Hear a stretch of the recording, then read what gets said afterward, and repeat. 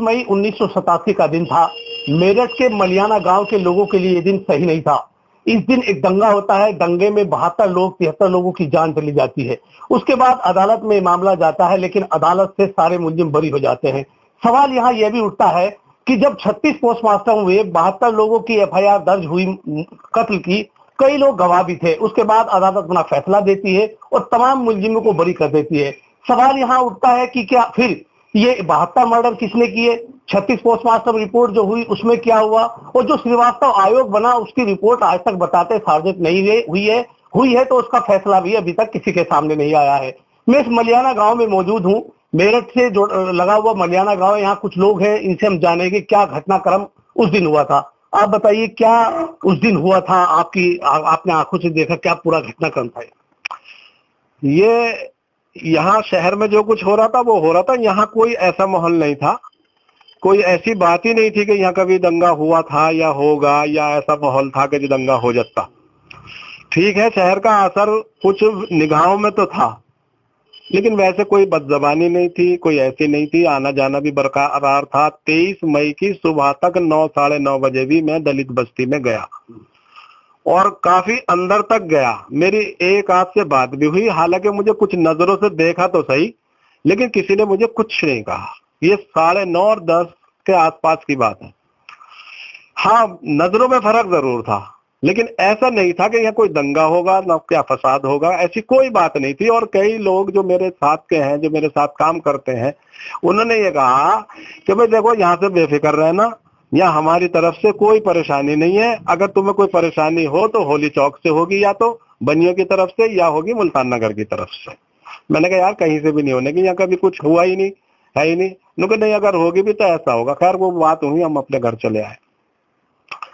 तो 23 मई के कोई 10 और 11 बजे के बीच में शराब का ठेका लुटा, और शराब की जो पेटियां वो दलित बस्ती में सीधी गई। उसमें दलित ही थे, लूटने वाले भी और लुटवाने वाले पीएससी वाले थे। पीएससी ने ही उसका ताला तोड़ा, क्योंकि दुकान तो वो खुली भी नहीं थी। ठेके का ताला तोड़ा और वो लुटवा दी। उसे लुटवाने के बाद ये 10 और साढ़े 10 के आसपास की बात है। फिर उसके बाद सब कुछ ठीक ठाक चल रहा था, कोई बात नहीं थी। हमें नहीं पता वो सत्तार के साथ क्या हुआ क्या नहीं, क्योंकि सत्तार का घर जो है वो हमारे घरों से काफी अलग है। सत्तार के साथ क्या हुआ था? सत्तार के साथ क्या हुआ हमें ये नहीं मालूम, क्योंकि सत्तार के साथ तो 9-10 बजे बताते हैं, 11 बजे कर दिया काम। उसके घर को तो वहीं उसके 11 अफराद थे घर में। 12वां जो है अपनी ससुराल गया हुआ था, कोई शादी के कारोबार बांटने। ईद बाद शादी थी, रमजान का महीना चल रहा था, आज भी रमजान है। तो उसके साथ क्या हुआ हमें ये नहीं मालूम, हमें तो बाद में पता चला।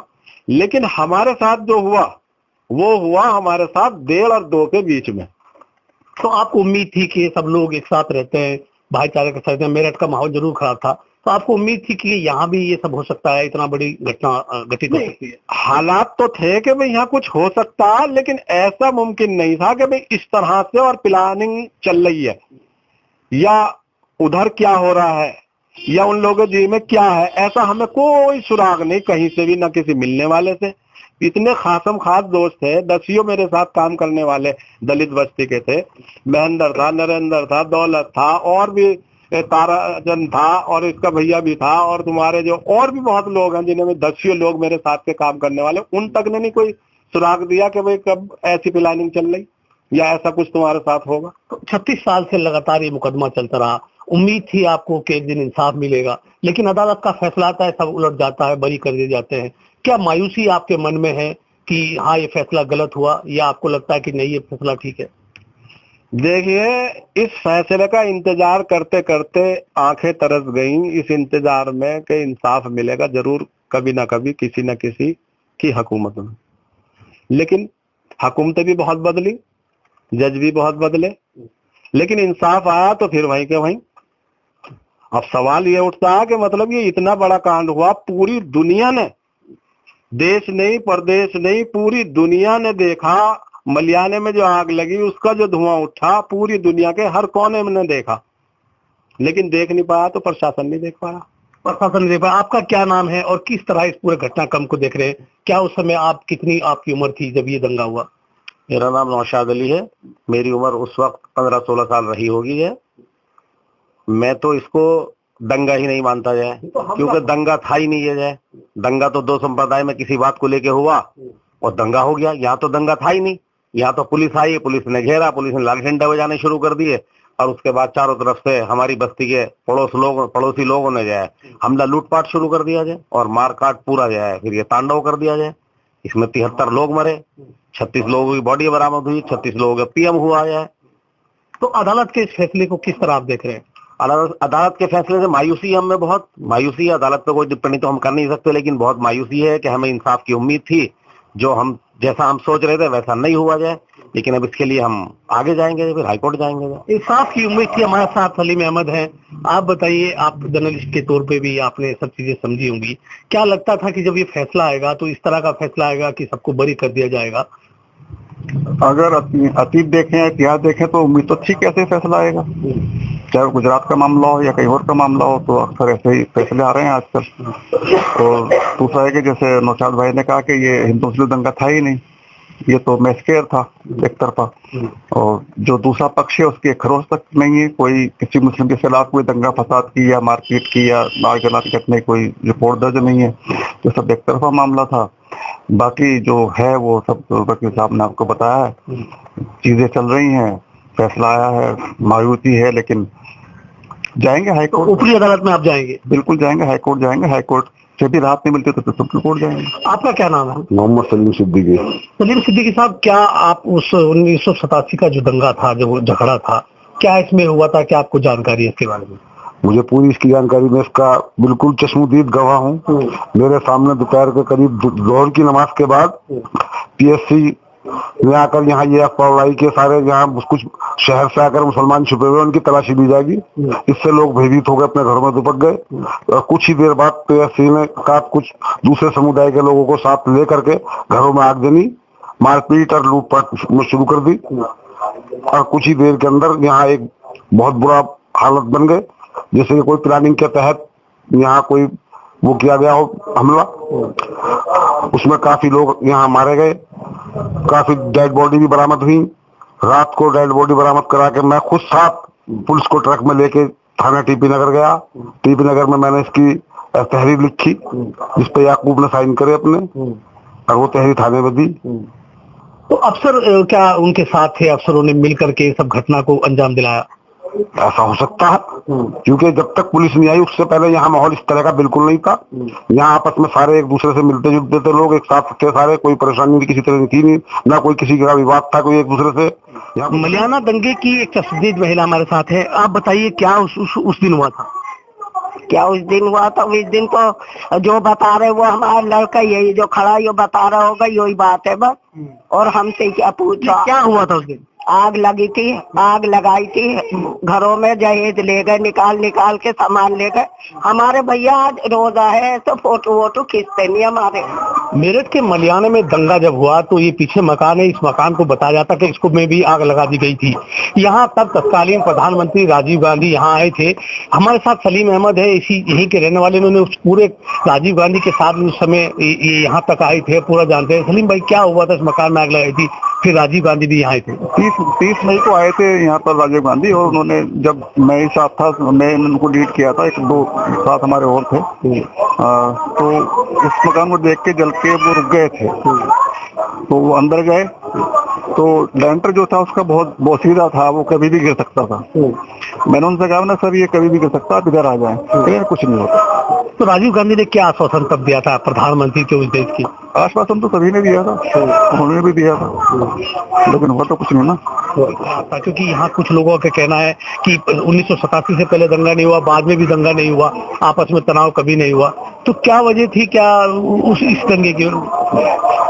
देखिए, दंगा तो मैंने बताया 55 में जो विश्व हिंदू परिषद की जो रैलियां थी, जो यात्राएं थी, वो उसमें रही हैं। और बाकी और भी कारण थे। सही बात तो ये कि बीजेपी जो है या जो भी ये सांप्रदायिक दल है वो अपने को जमाने की कोशिश कर रहे थे, क्योंकि 84 उसमें 85 में उनकी मात्र 2 सीटें रह गई थी, तो कहीं ना कहीं तो सर्वाइव करना था। 1 फरवरी को ताला खुल गया था बाबरी मस्जिद का, तो उसके बाद से राम मंदिर आंदोलन की नींव पड़ी शुरू हुई, तो वहीं से वो चलता गया, तो तनाव तो था ही उस पर। अबरार अहमद की उम्र मलियाना दंगे के समय केवल 14 साल की उम्र थी। 14 साल की उम्र में उन्होंने क्या क्या देखा, किस तरह से दंगा हुआ, उन्होंने मौतें भी देखी और अपने पिता को भी उन्होंने खोया है। अबरार से मैं जानूंगा क्या उस दिन हुआ था, अबरार आपकी जुबानी में जानना चाहूंगा। जी 14 साल की उम्र थी मेरी इस टाइम, और मैंने ये देखा कि चारों तरफ से पुलिस की गोली थी, और ये हिंदुओं की सब ये लूट मार में थे, और जो भी आदमी इनके हाथ लग गया, लेडीज जेंट्स, उसकी बेइज्जती करी इन्होंने और उसे मारा भी। मलियाना कांड के एक जो गवाह है, मतलब जिन्होंने कि अपनी आंखों देखी इस पूरे दंगे को देखा था, हकीम नसीर अहमद हमारे साथ है। हम उनसे जानेंगे, हकीम जी क्या आपने उस समय देखा था, क्या पूरा घटनाक्रम था, किस समय की घटना हुई, आप बताएंगे। मलियाना कांड नहीं है, बल्कि मलियाना नरसंहार है। ये मलियाना कांड तो वो होता है, या हिंदू मुस्लिम लड़ाई तो वो होती है जहां दोनों तरफ से हो, लेकिन यहाँ एक तरफा हुआ। यहाँ पर थोड़े मुसलमानों के घर हैं जिनको चारों तरफ से पीएससी ने घेर के और जो है उन पे गोलियां चलाई निहत्तों पे, और उसमें सारे जो है हिंदुओं ने मिलकर जो है आगजनी की, तलवारें चलाई और जो है कत्लेआम किया। आपने क्या देखा? 23 मई को रमजान का ही महीना था बताया जाता है, आज भी रमजान है, फैसला आया है, तो रमजान के महीने में कि मुसलमान अपनी तैयारी में बिजी था, तो अचानक से हमला हुआ या पहले से ही ये सब थोड़े थोड़े किस्तों में वार हुआ है? हमने जो देखा, असल में कोई 10:30 बजे पता चला कि शराब ठेका लूट रहा है। हमने छतों पे से चढ़ के देखा, क्योंकि इतनी बड़ी बिल्डिंगें नहीं थी उस वक्त में, सिंगल मकान थे, तो छत पे से शराब ठेका, ये जहां आज चेक पोस्ट है यहाँ शराब ठेका था देसी, इसको जो है हमने देखा कि बहुत लोग जो है ले जा रहे हैं लूट के, सारे जो है दलित लोग जो है लूट के ले जा रहे थे। उसके बाद जो है लोगों ने कहा कि भाई ये तलाशी नहीं ले रहे, ये तो हम पे अत्याचार कर रहे हैं। लोगों ने उनसे धक्का मुक्की करी कि आप जो है ये गलत कर रहे हो, तो उस पर जो है उन्होंने फायरिंग खोल दिया, और पीछे से पहले ही उन्होंने इशारा कर रखा था और इधर फायरिंग किया। पहले ही पुलिस जो है 3-4 जगहों पर ऊपर चढ़ी हुई थी, उधर कैलाश भारती की छत पर, इधर गोकुल बनिया है उसकी तिमजले की छत की बॉन्ड ऊपर थी पीएससी वाले, और इधर जो है एक पेड़ था, पेड़ के ऊपर पीएससी वाले चढ़े हुए थे, और इन्होंने चारों तरफ से एकदम फायरिंग हुई। हम लोग भागे, घरों के अंदर छुप गए, लेकिन जो भी ऊपर रहा इधर उधर भागने में वो ही शहीद हो गया। 1987 में मेरठ के मलियाना गांव में जो दंगा हुआ था, जो नरसंहार हुआ, उसका फैसला आ चुका है। अदालत ने 39 लोगों को बरी कर दिया, बाकी लोग इसमें जो मुलजिम थे वो उनका कहीं ना कहीं देहांत हो चुका था। लेकिन सवाल उठता है, यहाँ जब लोगों से बातचीत की गई, लोगों का सीधा सीधा कहना था कि पुलिस और यहाँ के स्थानीय लोगों ने मिलकर के जो जुल्म यहाँ किया था, उस अदालत के उस फैसले के बाद उन्हें इंसाफ नहीं मिला है। अब वो ऊपरी अदालत का दरवाजा खटखटाएंगे। मैं हूँ राशिद अली और आप देख रहे हैं खोज न्यूज।